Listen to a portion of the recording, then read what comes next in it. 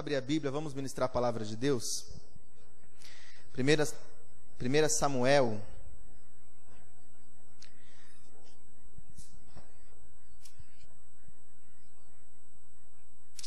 capítulo 1. Vamos ler a palavra do Senhor, 1 Samuel capítulo 1. Vamos ministrar sobre o tema como vencer a esterilidade em nome do Senhor Jesus. Como vencer a esterilidade.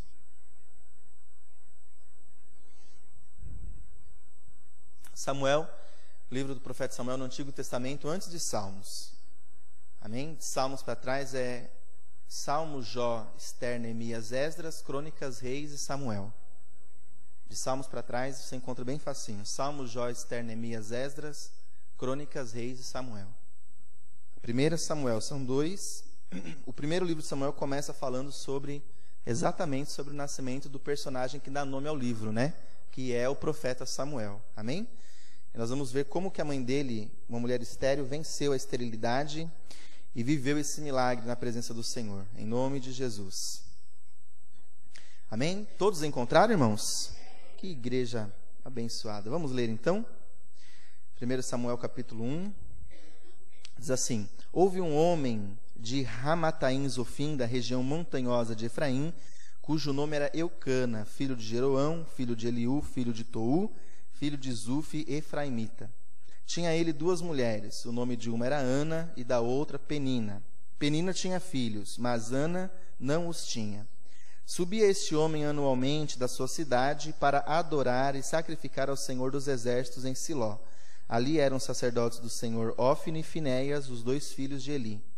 No dia em que Eucana sacrificava, dava parte do sacrifício a Penina, sua mulher, e a todos os seus filhos e filhas. A Ana, porém, dava a porção dobrada, porque ele a amava, ainda que o Senhor lhe tivesse impedido de ter filhos. A sua rival provocava excessivamente para a irritar, porque o Senhor lhe havia impedido de ter filhos. Assim acontecia anualmente, e todas as vezes que Ana subia à casa do Senhor, Penina a irritava, pelo que chorava e não comia. Então Eucana, seu marido, lhe perguntou: Ana, por que choras? Por que não comes? Por que está triste o teu coração? Não te sou eu melhor do que 10 filhos? Então Ana se levantou, depois que comer e beber em Siló. Ora, Eli, o sacerdote, estava assentado numa cadeira perto de um pilar do templo do Senhor. Ela, com amargura de alma, orou ao Senhor e chorou muito e fez um voto. Amém? Vamos ler o versículo 10 novamente? Leia comigo, vamos lá. Ela, com amargura de alma, orou ao Senhor, chorou muito e fez um voto. Amém? Orou muito e fez um voto. Irmãos, o texto nos fala acerca da esterilidade de Ana, mãe desse homem que dá nome ao livro, que foi um grande homem de Deus em Israel, que viveu um tempo de transição na história do povo de Deus, exatamente no tempo em que Deus começou a levantar reis para serem líderes do seu povo. Até esse momento, o povo de Deus ele era dirigido pelas leis do Senhor e pelos príncipes de cada uma das tribos. Não havia um rei sobre Israel. E o Samuel, ele foi um homem escolhido por Deus para exercer esse ministério de juiz, de regrador, de pacificador entre o povo. E através da vida de Samuel, os primeiros reis de Israel foram ungidos. Então Samuel exerceu esse ministério de juiz, de sacerdote, e também ele era profeta. Então foi um homem de muita importância no meio do povo de Deus. Mas a história do seu nascimento parte da esterilidade da sua mãe, que é essa mulher, essa figura aqui que a Bíblia nos relata, chamada Ana, que era esposa de um marido que também tinha outra mulher chamada Penina. E que a outra mulher, diferente da Ana, que era estéril, tinha dado muitos filhos para o seu esposo. Dava muitos filhos ao seu marido. E por isso, por causa dessa condição de ter filhos e a Ana não, a Penina, ela entrava numa concorrência. Ela irritava excessivamente a Ana todas as vezes que elas subiam ao templo do Senhor para adorar ao Senhor, desdenhando daquela condição, humilhando ela. Já não bastava aquela autocobrança que com certeza a mulher tinha por não ter filhos, que era uma questão de desonra para aquele povo daquela geração. Ainda não bastasse isso, a outra a irritava, provocava, né, zombava dela. E é interessante a gente notar como a Bíblia diz que o Eucana amava a Ana muito, apesar dela não ter dado filhos para ele. Ele amava muito a Ana, tanto que quando eles iam repartir a porção de sacrifício que competia a eles comerem, depois que eles tinham ofertado a Deus, ele dava a porção dobrada para Ana, exatamente para tentar compensar aquela ausência que ela tinha do filho, para tentar cobrir a ausência que ela tinha da alegria de ser mãe, não é? Ela não teve esse privilégio, ela não teve essa alegria. E com certeza o Eucana sentia a dor da Ana, sabia que ela sentia vergonha, que ela sentia, de certa forma, uma repulsa por saber que a outra tinha filhos. E Deus, a Bíblia não diz o motivo, mas a Bíblia é bem clara em dizer aqui, versículo 6, por exemplo, a sua rival a provocava excessivamente para a irritar, porque o Senhor lhe havia impedido de ter filhos. Então a Bíblia diz que Deus não tinha permitido a Ana ter filhos. Não fala o motivo, mas essa expressão significava para eles que Deus não havia aprovado a maternidade da Ana. Porque a vida era um dom de Deus. A mulher que gera filhos é uma privilegiada do Senhor, porque Deus deu para ela um dom de gerar a vida, não é? E de fazer com que a humanidade conhecesse homens e mulheres de muito valor. Deu para ela o dom de ser mãe, de ser senhora do lar, né? Amada dos seus filhos, do seu marido. Ser mãe é uma grande bênção. A Ana não tinha tido essa oportunidade, essa alegria. Só que a Bíblia nos relata uma mudança nessa situação. A Bíblia nos mostra que a Ana, depois desse quadro aqui que nós lemos, os últimos versículos, que ela chorou muito, com amargura de alma, se prostrou, lançou o rosto em terra e orou ao Senhor e fez um voto. A Bíblia nos mostra que Deus, mudando a história da Ana e ouvindo a oração dela e atendendo ao clamor dela, dando para ela a oportunidade de ser mãe. Deus mudou a condição de esterilidade, removeu aquele impedimento no ventre dela que não gerava, e passou então a ouvir a oração dela e concedeu para ela um filho. Ouviu a oração e deu para ela aquilo que ela mais desejava na sua vida, aquilo que ela mais queria. De repente Deus se agradou de conceder aquilo para Ana. Foi do agrado de Deus. E a gente, quando olha para essa atitude da Ana, a gente pode observar, irmãos, como nós também podemos alcançar de Deus o seu favor quando nós estamos orando a Deus, buscando de Deus algo que nós queremos, desejamos, a nossa alma anseia, que há de nos alegrar, e que Deus talvez por um momento não tenha ainda atentado a essa necessidade, não no sentido de não ver, mas de não conceder aquilo que você está pedindo. Não no sentido de não observar que você precisa, mas de até hoje ter negado, né, para você viver esse milagre, receber essa bênção. 3 coisas aqui na vida de Ana nós podemos destacar em relação a vencer a esterilidade. Primeira delas, a gente percebe que a Ana, ela já vinha sofrendo com isso há um tempo, não é? Porque a Bíblia diz que, versículo 3, que eles subiam ao templo corriqueiramente. Diz assim, subia este homem anualmente da sua cidade para adorar e sacrificar o Senhor dos Exércitos em Siló. E ali eram os sacerdotes do Senhor, Ofni e Finéias, ambos 2 filhos de Eli. Amém? Depois diz assim, versículo 9, então Ana se levantou, depois de comer e beber em Siló.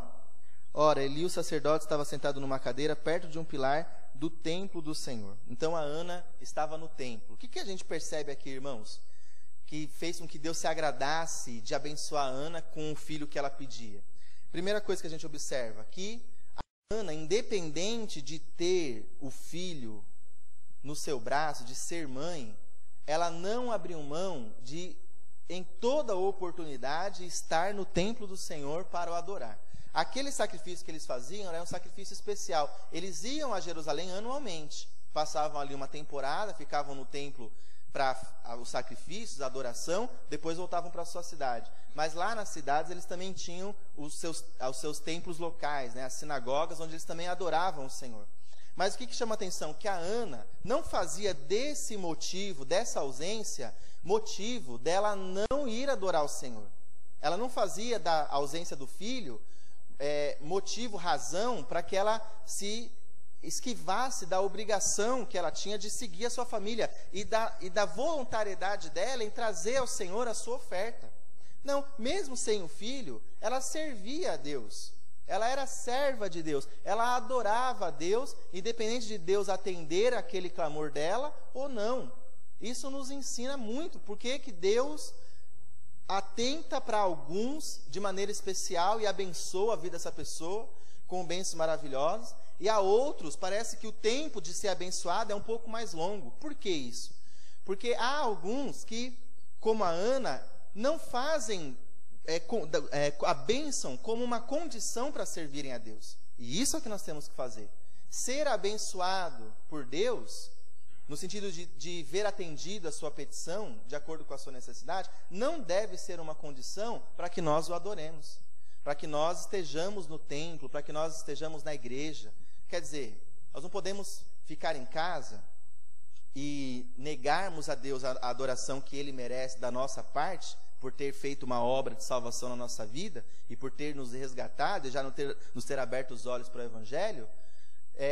Nós não podemos negar isso a Deus, sob argumento de que Deus não tem nos abençoado. Porque, pelo contrário, nós vamos prestar atenção que nós temos sido abençoados por Deus em muitos aspectos, porque Deus tem cuidado da nossa vida em cada detalhe, de acordo com cada necessidade nossa. Deus tem sido fiel para nos abençoar todos os dias, amém? O testemunho da irmã aqui é um exemplo disso. Quer dizer, ela sente no coração de virar o carrinho, e ela retém aquilo, ela não faz, e a viatura passa e não atinge o filho dela. O que é isso? Isso é Deus na vida dela. Então a gente tem que prestar atenção como Deus já tem sido favorável a nós, irmãos, nos dando todo dia saúde, vida, alegria, força. É que muitas vezes nós não lembramos de virar para o Senhor e agradecermos a Ele por aquilo que Ele tem nos dado. É uma coisa tão comum que nós esquecemos que muitos estão em velórios, muitos estão em hospitais, muitos estão acamados, muitos estão depressivos, muitos estão entristecidos e não têm tido o fôlego de vida que o Senhor tem acrescentado para você gratuitamente todos os dias, amém? Então nós temos que ter esse espírito voluntarioso em adorar o Senhor. Tem que ter essa alegria, essa vontade de estar no templo. O cristão, servo de Deus, tem que ter prazer em vir à igreja, em estar na casa do Senhor, em estar adorando, em estar sacrificando a Deus, fazendo esforço para servir ao Senhor, renunciando à carne, buscando as coisas espirituais, ouvindo a palavra, sendo ministrado, estar debaixo da bênção pastoral, da bênção ministerial, junto da comunhão dos irmãos. E isso é o que tem fortalecido a vida espiritual daquele que lá na frente vai contar o testemunho da grande vitória que o Senhor tem para derramar na sua vida. A Ana era assim, amém? Nós temos que aprender com o exemplo dela. Ela estava permanentemente na presença do Senhor, adorando a Ele, amém, irmãos? Então, nós não podemos fazer perceberam já? Pronto. Voltando. Nós não podemos fazer disso uma barganha com Deus, porque é aí que o Senhor não tira a esterilidade. Quantos aqui, para vencer a esterilidade, Deus está esperando só que você coloque no seu coração um desejo, uma atitude de louvar a Ele, tendo ou não tendo, recebendo ou não recebendo, vivendo ou não vivendo, só por aquilo que Ele já te deu, porque o que o Senhor comprou para você, Ele comprou não foi com dinheiro, foi com preço de sangue, foi a libertação da tua vida em relação ao poder das trevas e garantiu a tua salvação em Jesus Cristo, irmão.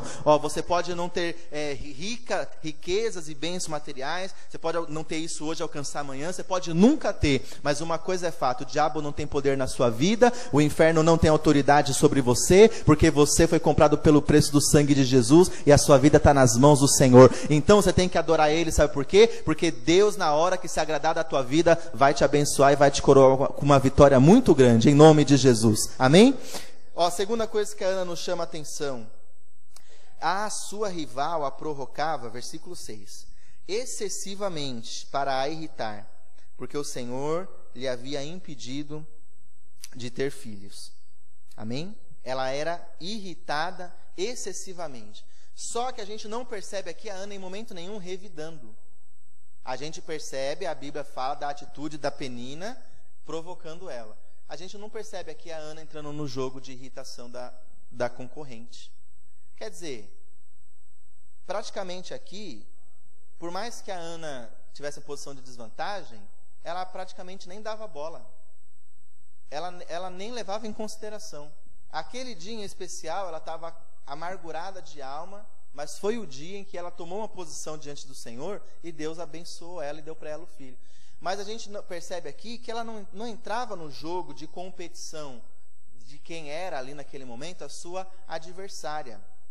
Outra coisa que a gente tem que aprender também: nós não podemos levar em conta as provocações que os inimigos fazem contra nós em relação à nossa posição em Cristo.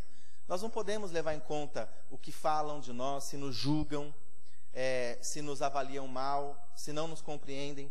É outro, irmãos. É outro. Mas vocês estão entendendo? Ela não levava em conta, a outra a provocava. Mas o que ela tem a ver com Deus abençoar ou não abençoar a Ana? É o que você tem que considerar. O que a pessoa tem a ver com a sua vida com Deus? Com o tempo de Deus cumprir as promessas na sua vida. O que os outros têm a ver com isso? Ninguém tem nada a ver. O importante é que você está servindo a Deus. Se aprove a Deus te abençoar agora, ou na semana que vem, ou no mês que vem, ou se Deus reservou uma data especial para te honrar, irmãos, o que as pessoas têm com isso? Nada. Então, não aceite a provocação do inimigo. Não aceite a provocação daqueles que muitas vezes zombam da sua fé, que esperavam talvez algo mais e não viram, porque você está sendo trabalhado pelo Espírito Santo de Deus e o Senhor está lapidando a sua vida. Filipenses 1,6 fala que a obra que Ele começou na nossa vida é uma boa obra e que Ele vai aperfeiçoar essa obra até o dia do Senhor. Então, se você ainda está em processo de libertação e alguém te acusa porque você ainda não está totalmente liberto, o que Ele tem com isso? Se você tem buscado a Deus, e a tua libertação vai chegar no nome de Jesus, porque você tem desejado isso. Se você tem buscado a Deus e você ainda não foi totalmente transformado, o que os outros têm com isso? Então, fica firme na sua posição, porque é aí que muitos desistem. É aí que a Ana poderia ter perdido a bênção dela. Você está entendendo? Quem está entendendo? Ela poderia ter perdido a bênção aí. Deus tinha para ela um filho, alguém maravilhoso que ia ser um grande homem de Deus em Israel. Ela poderia ter perdido a bênção se ela tivesse prestado atenção na provocação do inimigo. Então, querido, não se preocupe, porque a tua bênção não vem dele. A Bíblia diz assim que nós temos que levar os olhos para o monte, porque é de lá que vem o nosso socorro. O nosso socorro vem do Senhor. Amém? Coloque os seus olhos em Jesus e olha para o seu Deus. Fica atento àquilo que Ele tem falado do seu coração. Fica atento àquilo, à direção que Deus tem dado para você. E obedece a palavra, porque ela é viva e eficaz e vai produzir bons frutos na sua vida, em nome de Jesus. Amém? Por último, a gente percebe aqui que a oração da Ana foi atendida. Por quê? Porque ela pediu para Deus algo que agradou a quem? Não a ela apenas, agradou a Deus. Ela pediu algo para Deus que agradou a Deus. Isso é muito importante. Por que às vezes Deus não ouve a nossa oração, irmãos? Porque será que o que nós estamos pedindo agrada a nós ou agrada a Deus, em primeiro lugar? Vamos ver como é que Deus abençoou ela? Versículo 12. Demorando ela em orar, vamos ler o 11 primeiro, que foi o voto que ela fez, né? A gente parou aqui.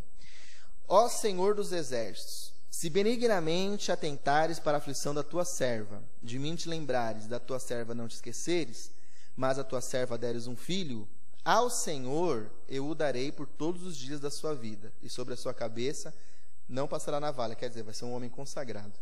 Demorando-se ela em orar perante o Senhor, Eli prestou atenção à sua boca. Ana só falava no coração, e os seus lábios se moviam, mas não se ouvia a sua voz.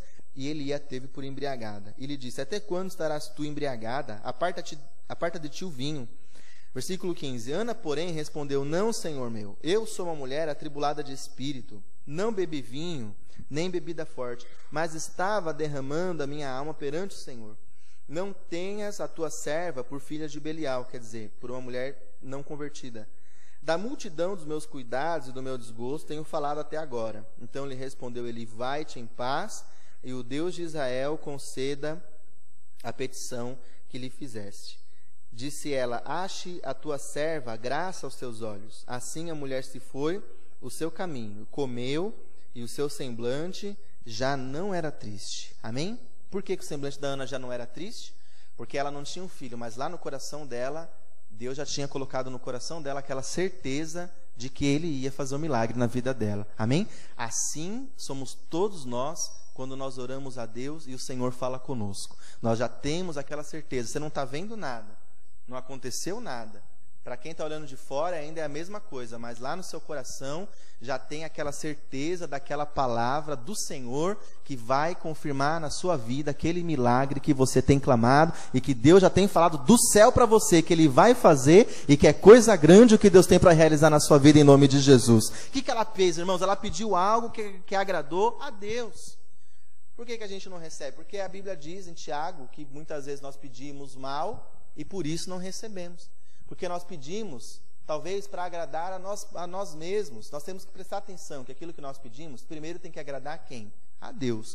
Temos que pedir para nós, mas para a glória de Deus. É para nos abençoar, para nós gozarmos, vivermos aquilo como algo bom, como algo de valor, como algo do que nós teremos que se alegrar, testemunhar, mas tem que agradar a Deus. Aquilo tem que ser do agrado de Deus em nos conceder. Então, quando nós pedimos algo para Deus, que Deus não se agrada em nos dar, então Ele simplesmente não dá. Quando nós pedimos algo para Deus, que Deus tem visto ali o nosso lamento, o nosso esforço, o nosso clamor, como no caso da Ana, que estava angustiada, mas ela orou a Deus e fez um voto, falou: Senhor, o meu filho não é para mim, é para a tua glória. O meu filho não é para mim, eu vou dar ele para servir ao Senhor, ele vai ser servo do Senhor. Ela consagrou a Deus antes de ter, percebe? Ela consagrou a Deus, ela falou: Senhor, é para ti. Mas ela consagrou antes dela mesma receber. Irmãos, isso mexeu com o coração de Deus. É isso que nós temos que fazer. Temos que consagrar o que temos e falar: Deus, tudo o que eu tiver, eu quero que seja para a tua glória. Se o Senhor abrir uma porta amanhã para mim, tem que ser para a glória do Senhor. Se o Senhor amanhã me colocar em posição de honra onde eu trabalho, tem que ser para a glória do Senhor. Amém? Se o Senhor amanhã, meu Deus, honrar o meu ministério, o meu chamado, Deus, é para a tua glória. Mais um. Está entendendo? Senhor, se amanhã, Deus, a minha família for salva, eu não posso me vangloriar e falando: é porque eu vim primeiro e tal. Não, meu Deus, tudo é para a glória do Senhor. Quando nós oramos assim, irmãos, e colocamos esse sentimento no coração, isso comove o coração de Deus e o Senhor se agrada de nos entregar aquilo que nós estamos pedindo. Amém? Então guarde essa lição no seu coração e eu queria nesse momento fazer uma oração do milagre sobre a sua vida. Fica de pé em nome de Jesus. Amém? Independente, sirva a Deus. Não dê ouvidos àqueles que te aborrecem, aqueles que concorrem com você, te cobram. Não. Fica firme na sua posição com Jesus. E na hora de clamar, de pedir, peça a Deus aquilo que agrada o Senhor te entregar. Às vezes você pede, só que o seu coração mesmo diz para você que você não tem feito por onde com Deus. Então, querido, se conserta, se esforça.